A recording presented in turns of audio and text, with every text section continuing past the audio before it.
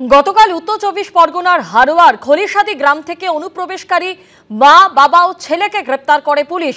Police সূত্রে খবর, জিজ্ঞাসাবাদে জানা গেছে তারা তিনজনই বাংলাদেশের নাগরিক, বাড়ি যশোরের নেহালপুরে। ৭ বছর আগে অবৈধভাবে দেশে এসেছিলেন। হারোয়ার বিভিন্ন ইটভাটায় কাজ করতে এসআইআর আবহে বাংলাদেশে ফেরার চেষ্টা করার সময় ধরা পড়েন তিনজনই।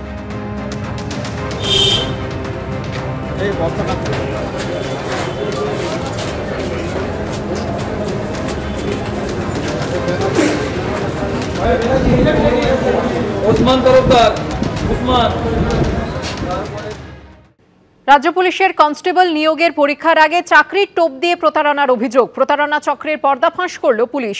দক্ষিণ দিনাজপুরে গ্রেফতার হলেন সিভিক ভলান্টিয়ার ও তার স্ত্রী সহ ৩ জন। রাজ্যে শিক্ষক নিয়োগ দুর্নীতি নিয়ে এখনো তোলপাড় চলছে। তার মধ্যেই রাজ্য পুলিশের কনস্টেবল নিয়োগের পরীক্ষার আগে চাকরির টোপ দিয়ে প্রতারণা চক্রের পর্দাফাঁস করল পুলিশ। দক্ষিণ দিনাজপুরে গ্রেফতার হলেন সিভিক ভলান্টিয়ার ও তার স্ত্রী। পুলিশ সূত্রে দাবি, এক মহিলার থেকে ৯ লক্ষ টাকা নিয়ে অ্যাডমিট কার্ড আটকে রাখার অভিযোগে গ্রেফতার হন সিভিক ভলান্টিয়ার নারায়ণ ভট্টাচার্য এবং তার স্ত্রী। তাঁদের জেরা করেই নাম উঠে আসে গঙ্গারামপুরের বাসিন্দা সুভাষ বিশ্বাস নামে এক ব্যক্তির। বৃহস্পতিবার গঙ্গারামপুরের কার্গিল মোড় এলাকায় সুভাষ বিশ্বাস নামে ওই ব্যক্তির বাড়িতে অভিযান চালায় পুলিশ। তাঁকেও গ্রেফতার করা হয়। উদ্ধার করা হয় ২১ লক্ষ টাকা, বেশ কিছু অ্যাডমিট কার্ড, মোবাইল ফোন ও ল্যাপটপ। কালকে আমরা সুভাষ বিশ্বাস বলে একটা লোককে গঙ্গারামপুর এরিয়া থেকে অ্যারেস্ট করলাম। ওর বাড়িতে রেড করা হয়েছে।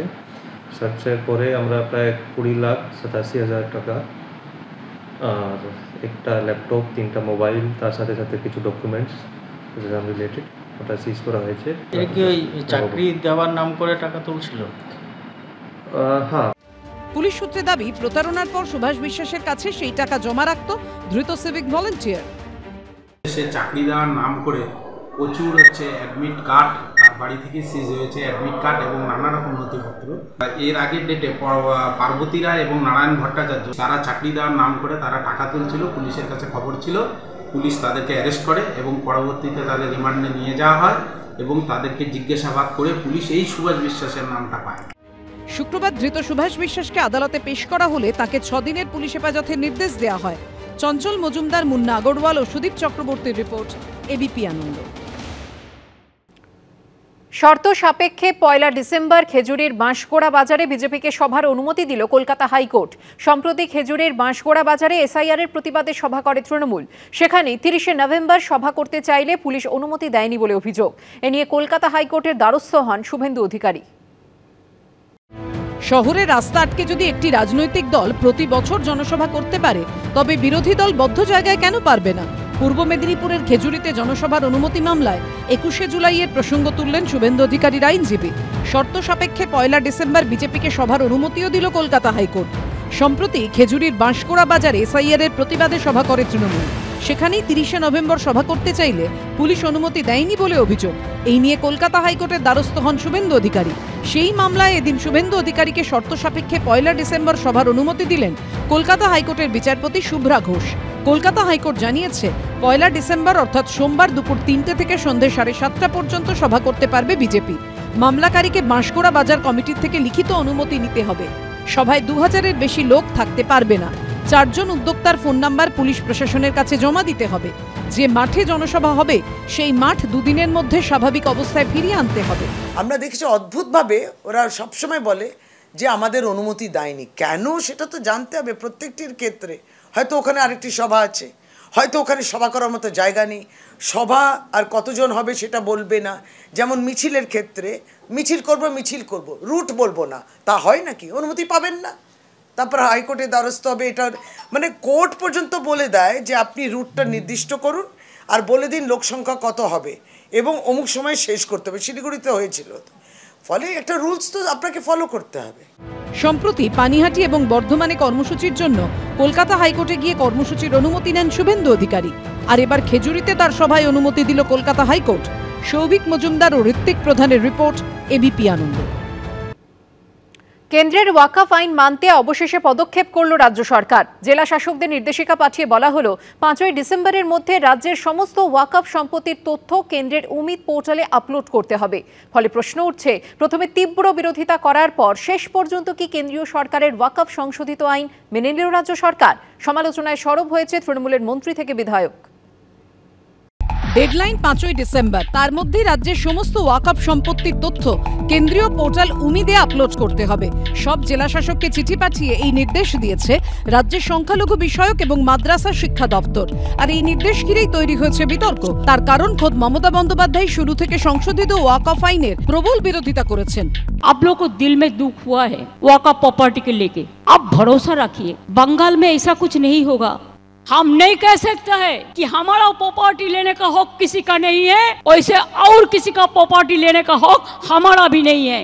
কিন্তু এখন তৃণমূল সরকারই কেন্দ্রীয় পোর্টালে ওয়াকফ সম্পত্তির তালিকা আপলোডের নির্দেশ দিয়েছে। পশ্চিমবঙ্গের 8,000-এর বেশি ওয়াকফ এস্টেটের অধীনে থাকা 82,000-এর বেশি ওয়াকফ সম্পত্তির নথি কেন্দ্রীয় পোর্টালে আপলোড করতে হবে। এই নিয়েই শুরু হয়েছে জোর বিতর্ক।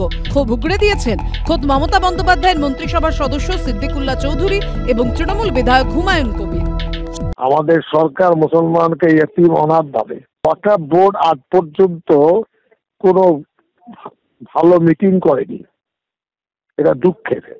বলির পাটার মতো চড়িয়ে দিল আর কি। এটা মুসলমানকে বলা হচ্ছে তুমি বিষ খাও।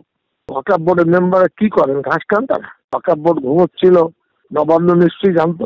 সরকার বললেন যে এটা মানা হবে না, তো আজকে হঠাৎ কি ঘটেছেন ওটা মুখ্যমন্ত্রী বলতে পারবেন, যে তিনি তখন বললেন না, এখন বলছেন হ্যাঁ এটা মানতে হবে।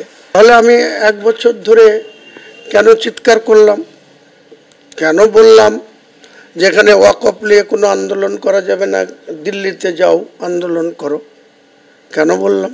মানুষ তাহলে কি ভাববে? তৃণমূল সরকারের অবস্থানের ওপর ক্ষুব্ধ নওশাদ সিদ্দিকী থেকে তোহা সিদ্দিকী। রাজনীতির দলেরা তো বলছি যে বিজেপির বি টিম হচ্ছে তৃণমূল, আমরা কিন্তু বিশ্বাস করিনি, কিন্তু এখন দেখি ওই কথাটা সাধারণ মানুষও বলতে আরম্ভ করেছে। আমি ঠিক বুঝতে পারছি না মমতা ব্যানার্জি কি ইচ্ছাকৃতভাবে এই পশ্চিমবাংলাটাকে বিজেপির হাতে তুলে দিতে চাইছেন? এতদিন তিনি কি ঘুমাচ্ছিলেন? এতদিন কেন তাহলে বলেননি? কেন্দ্রের বিজেপি সরকার সংখ্যালঘুদের ওয়াকফ সম্পত্তি কাড়ার অপচেষ্টা করছে, মমতা ব্যানার্জি স্যার কাড়ার সুবিধাটা করে দিচ্ছে। ওয়াকফ নিয়ে মমতা বন্দ্যোপাধ্যায় যখন নিশানায়, তখন কটাক্ষ ছুড়ে দিয়েছে বিজেপি। হেলায় না পড়লে বিড়াল গাছে ওঠে না। আমি সিদ্দিকুল্লাহ চৌধুরীর স্টেটমেন্ট শুনতে চাই, তোয়া সিদ্দিকের স্টেটমেন্ট শুনতে চাই, যারা মমতা ব্যানার্জিকে বলেন যে মুসলিমদের প্রোটেক্টর। আমরা বলি মুসলিমদের মমতা ব্যানার্জি তেজপাতা হিসেবে ব্যবহার করেন। নবান্ন একটা বলেছে যে একটা নথিবদ্ধতার মধ্যে আনলে, আমি ওয়াকফ বিলের বিরুদ্ধে, ওটার বিরুদ্ধে আজও আছি আমরা। কর্পোরেশনে কত জমি আছে, ওয়েবসাইটে দিতে আমার ক্ষতি কি আছে?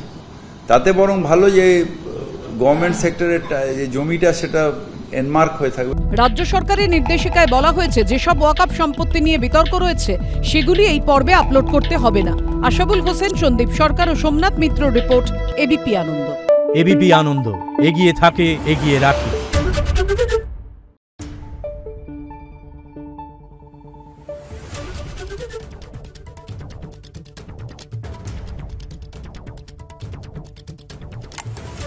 Thank you.